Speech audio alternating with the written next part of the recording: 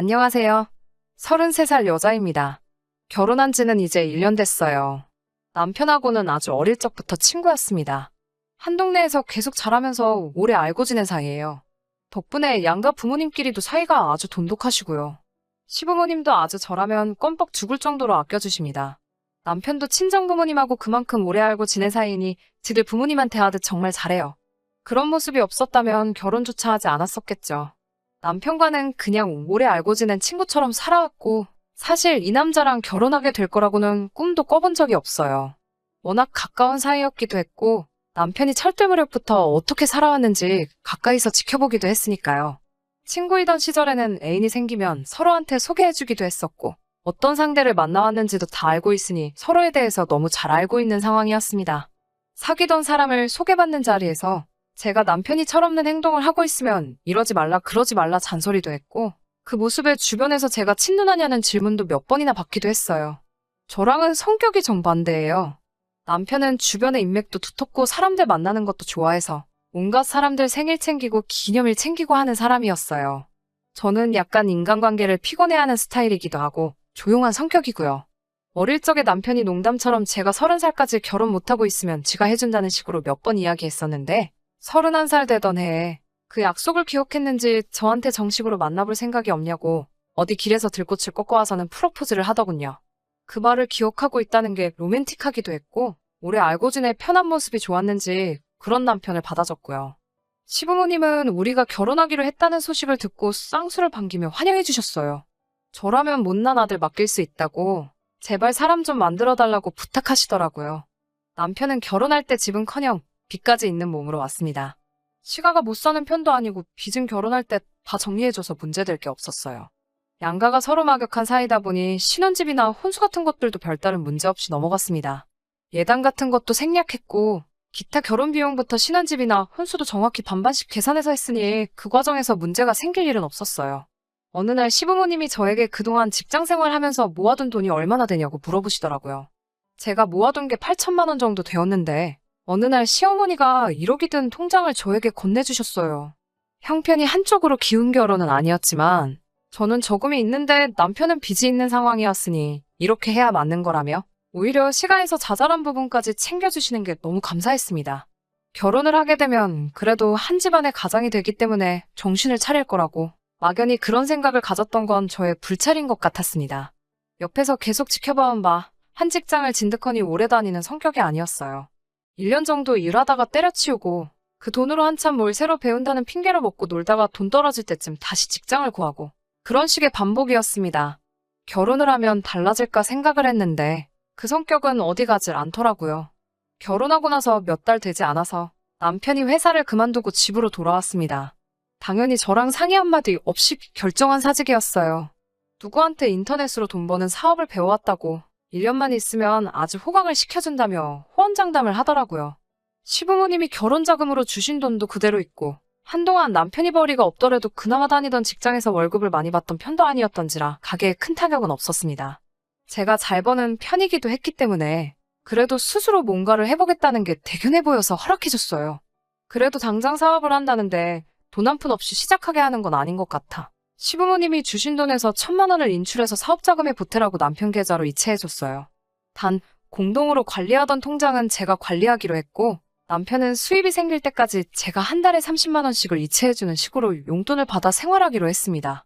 처음 2달은 열심히 하더라고요. 수입은 여전히 빵원에 가까웠지만 그래도 집에 오면 아직도 뭘 해야 한다고 딴짓도 안 하고 열심히 하고 있는 것처럼 보였고 용돈 쓰라고 줬던 돈이며 사업자금으로 준 돈도 단 한 푼도 쓰지 않고 그대로였습니다. 제 눈치를 본다고 집안 청소며 빨래며 이것저것 다 해놓았길래 그 모습도 장하다고 생각했습니다. 매번 사고뭉치에 애어른 같았던 남편이 모처럼 진중한 모습을 보여주니 그래도 뱉은 말은 지키는 사람이구나 하는 생각이 들었어요. 그런데 얼마 전에 아파트 단지에 남편이 총각인 시절에 저한테도 몇 번 소개시켜줬던 적이 있는 여자가 이사를 왔어요. 퇴근하고 집에 갔는데 현관문 앞에 여자 신발이 있길래 이 자식이 뭐 하는 건가 했는데 저한테도 민정이 알지? 하면서 우연도 이런 우연이 없다고 같은 동으로 이사와서 층마다 떡 돌리고 있는 와중에 만났다고 하더라고요. 저도 몇 번 만나본 사이라서 서로 아는 사이이기도 하고 사실은 남편이 저랑 결혼하기 전에 이 민정이라는 여자에게 관심이 있기는 했는데 민정이라는 여자는 당시 남편이 무능력하다고 단 한 번도 관심 가져준 적이 없었거든요. 당시에 둘이 연애를 시작하기는커녕 남편이 그렇게 쫓아다니기만 하다가 결국 흐지부지 된 걸로 알고 있어요. 그 뒤로 저도 만난 적은 없기는 하지만 민정 씨가 이사 온 이유가 결혼을 해서 왔다는 걸 알게 되었어도 별로 남편이 딴 생각을 하겠다거나 하는 생각도 안 했어요. 시가랑 친정이 근처이기도 하고 제정신이면 대낮부터 동네에서 딴짓하지는 않겠다고 생각했고 남편이 나쁜 마음을 먹었으면 제가 퇴근할 시간 맞춰서 이 여자를 집에 보냈겠지 하는 생각도 들었습니다.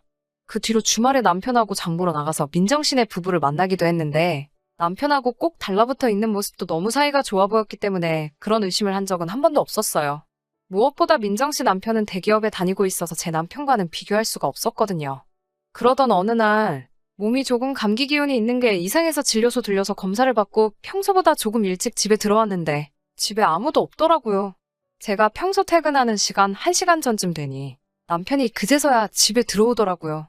어디 다녀왔냐고 물으니 버벅이면서 잠깐 밖에 볼 일이 있어서 나갔다 왔다고 하더라고요. 그러다가 언젠가 혹시나 하는 마음에 남편 계좌 내역을 살펴봤어요. 요 몇 달간 한 푼도 쓰지 않은 돈을 요 근래에는 꽤 많이 썼더라고요.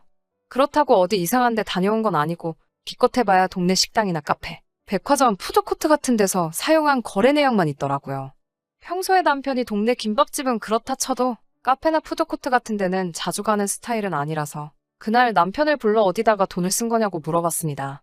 그런데 제가 계좌를 조회해봤다는 사실을 굉장히 불쾌하게 생각하더라고요. 내 돈 내가 쓴다는데 뭐가 불만이 있냐는 듯이 짜증을 내기 시작했습니다. 그러면서 하는 말이 맨날 집에만 갇혀있다가 오랜만에 친구 만나서 밥 한번 커피 한 잔 사 먹을 수도 있는 거 아니냐고 따지더라고요. 어떤 친구를 만났길래 평생 가지 않던 카페를 매일같이 가고 외식까지 하느냐고 물으니 버벅이다가 그 친구가 민정 씨인 걸 실토하더군요. 사실 남편 입에서 민정 씨를 만났다는 말에도 별 의심 같은 건 하지 않았어요. 단지 집에서 시가나 처가도 가까이 있고 민정 씨도 같은 아파트 단지에 살고 있어 동네 사람들 보는 눈도 있으니 단돌이 잘하라는 식으로 주의를 주려고 했을 뿐입니다. 그런데 남편의 태도가 알겠다고 대답을 해도 모자랄 판에 오히려 목소리가 점점 커지더라고요. 남자가 사회생활을 하다 보면 나가서 사람도 만나고 할 수 있지 않느냐고요. 그 말에 어이가 없어서 네가 결혼 전에 좋다고 쫓아다니던 여자가 신혼살림 차려서 이사 왔는 데다가 남편이 와이프 없는 동안 그 여자를 만나고 왔는데 이 정도로 넘어가주는 와이프가 세상 천지에 어딨냐고 적반하장도 작작하라는 식으로 되받아쳤어요. 남편이 대번에 그 말을 듣고 너 지금 내가 바람을 피는 거라고 말하고 싶은 거냐고 노발대발 하더군요. 이쁘장하게 생긴 민정 씨는 결혼 전에 하던 일이 인터넷 쇼핑몰 모델이기도 했고 지금 자기가 하는 일 관련 업에 종사한 경험이 있으니 정보 좀 얻으려고 만난 거라고 호통을 치더라고요. 그 와중에 민정 씨가 남편에게 결혼하고 아저씨 다 됐다고 총각 시절에는 통 크게 쏘고 하더니 아주 쫌생이 아저씨가 됐다나 뭐 이딴 말을 했는가 봅니다. 오히려 저한테 요즘 용돈 30만 원 가지고 군소리 없이 사는 남편이 요즘 세상에 어딨냐고 민정이네 남편도 한 달 용돈을 200만 원을 쓴다더라 하면서 저한테 대려 고마운 줄 알라고 성화였습니다. 자기도 지슴씀이 큰 거 알아서 경제권을 양보했고 자기는 집에서 전업을 하고 있으니 돈 쓸 일도 없고 해서 어림도 없는 용돈 가지고도 저한테 불만 한번 말한 적이 없었는데 사업차 커피 몇 잔 마신 걸 가지고 그렇게 무안을 주느냐면서요. 듣다 보니까 어이가 없어서 적반하장으로 씨부리고 있는 신랑 주둥이를 더 이상 한마디도 못하게 움켜쥐고 엄동설 안에 내쫓기기 싫으면 그만 좀 떠들라고 한마디 했죠. 지금 네 입으로 들어가는 거며 밖에 나가서 웬 어디서 굴러먹다 온지도 모르는 여자랑 들이킨 커피며 지금 입고 있는 옷, 핸드폰비에 보험비, 아파트 대출금까지 지금 누가 벌어서 내고 있는 거냐고 한마디 했죠. 너가 집에서 사업하기로 했다고 해서 믿고 기다려주고 있는 거지. 네가 지금 민정 씨 남편 반만큼만이라도 벌어와 보라고. 나라고 네 용돈 더 주고 싶지 않겠냐고 한마디 했습니다. 그 말에 할 말이 없었는지 입이 대빨 튀어나와가지고는 방문 쾅 닫고 들어가 버렸어요. 한참 있다가 나와서는 자기가 집안일을 하고 있는 걸 하나하나 적어놓은 종이를 저한테 들이밀더군요. 자기는 전업주부를 겸하고 있는 사업가고 적어놓은 종이는 자기가 집안일하는 걸 자기 가사노동력을 최저시급으로 환산한 거라고 말하더니 한 달에 150만 원은 자기 월급으로 받아야겠다 하는 거 아니겠어요? 어디 가사도우미 숙식으로 들어가도 다 해주는 거 아니냐면서 자기도 이제 집안일을 하는 만큼 월급을 받아야겠으니 막무가내로 돈을 내놓으라는 식으로 나오더군요. 너는 나랑 결혼을 해서 부부가 된 거지. 이 집에 가사도우미로 취직을 한 거냐고 따져묻는 말에도 남편은 끝까지 나도 사회생활하면서 돈 쓸 곳이 많으니 자기는 무조건 이 월급을 받아야겠다고 하더군요. 용돈 준 거 민정 씨랑 밥 처먹고 커피 마시는데 써놓고 돈이 필요하다는 식으로 계속 짓거려대니 저도 듣다 열받아서 참을 수가 없더라고요. 그 돈 어디다 쓰려고 하는지 뻔히 보이는 마당에 참을 수가 없어서 남편 귀를 잡아서 밖으로 질질 끌고 민정씨네 집 앞으로 쳐들어갔어요. 문을 부서져라 두드리니 민정씨랑 퇴근한 민정씨 남편이 놀라서 토끼 눈을 뜨고 무슨 일인가 밖으로 나오더군요. 민정씨 앞에서 대놓고 무안을 줬어요. 저는 이런 남편 필요 없으니 이 집에서 월급 주고 가사도우미로 쓰라고. 보아하니 민정씨랑 커피 마시고 점심 먹고 싶어서 돈이 필요한가 본데 이 집에서 데려다가 쓰면 같이 점심도 먹고 좋지 않겠냐고 했습니다. 민정씨가 자기 남편 안색 한번 살피고 당황한 표정을 짓더니 억울하다는 식으로 말을 했어요. 자기도 싫다고 하는데 자꾸 낮에 만나자 해서 안 그래도 조만간 저한테 따로 말을 하려고 했다고 하더라고요. 민정씨가 뭔가 구린 걸 걸려서 하는 말이 아니라 진심이라는 게 느껴졌어요. 생각해보니 민정씨가 진짜 남편을 뜯어먹으려고 했다면 동네 카페에서 커피만 마시는 정도로는 끝나지 않았겠다는 생각이 들더라고요. 두 사람 보기에 정말 제가 다 쪽팔려서 죽을 뻔했어요. 이쯤 했으면 됐다 싶어서 집으로 남편을 다시 끌고 올라왔는데 아무리 생각해도 참을 수가 없어서 시어머니가 주신 통장을 들고 시댁으로 향했습니다. 시부모님 앞에서 여태 있던 일 전부 설명드리고 이 돈은 아무래도 그냥 뒀다가는 남편이 홀랑 날려먹을 것 같으니 시어머니께서 다시 관리하시는 게 맞겠다고 하고 돌려드렸어요.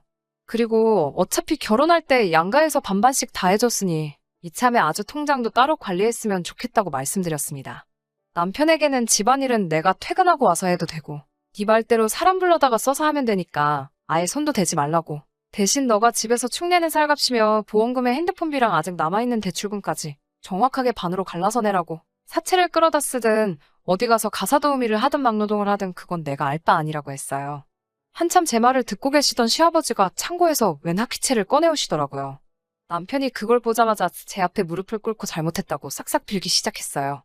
시아버지는 제게 아직 준비도 안 된 놈 장가보낸 자기 잘못이 크니 신혼부부 갈라놓는 건 미안하지만 잠깐 남편 좀 다시 반품해달라고 이참에 아주 사람 만들어서 다시 보내주겠다고 하셨습니다. 오랜만에 대가리 크고 나서부터 한동안 하지 않은 교육 좀 해야겠으니 일단 저보고는 집에 먼저 들어가 있으라고 하시더라고요. 알겠다고 말씀드리고 밖으로 나가려고 하니 남편이 저보고 제발 자기 두고 가지 말라고. 제가 이대로 가면 자기 죽는다고 하면서 엉엉 울면서 빌더라고요. 또 사업한다고 할 거야? 월급 받고 가사도우미 한다고 할 거야? 확인차 다시 물어보니 두 번 다시 뻘짓 안 하고 제 말 잘 듣고 살겠다고 한 번만 용서해달라고 하는 말에 시부모님께는 마지막으로 제가 한 번 더 해보겠다고 말하고 훌쩍대고 있는 남편을 집으로 데리고 들어왔습니다. 긴장이 풀린 건지 조용히 잠든 남편을 보고 있으니 막상 결혼 생활이 현실이란 생각이 들면서 아직 철도 안 든 남편 데리고 살려니 고생길이 훤하겠다는 생각이 듭니다. 요즘은 다시 취직해서 회사에 출근하고 있어요. 아마 두 번 다시 지사업 하겠다고 나대지는 않을 것 같고 지금 다니는 직장이 별 볼 일 없는 곳이긴 하지만 진득하게 오래 다녔으면 하는 심정입니다. 민정씨네 부부한테는 미안하지만 그날 제가 찾아갔던 사실이 찜찜했는지 얼마 뒤 다른 곳으로 이사를 갔어요. 제가 써놓고도 조금 한심하기는 하지만 그래도 귀여운 구석도 많고 심성도 좋은 남편이에요.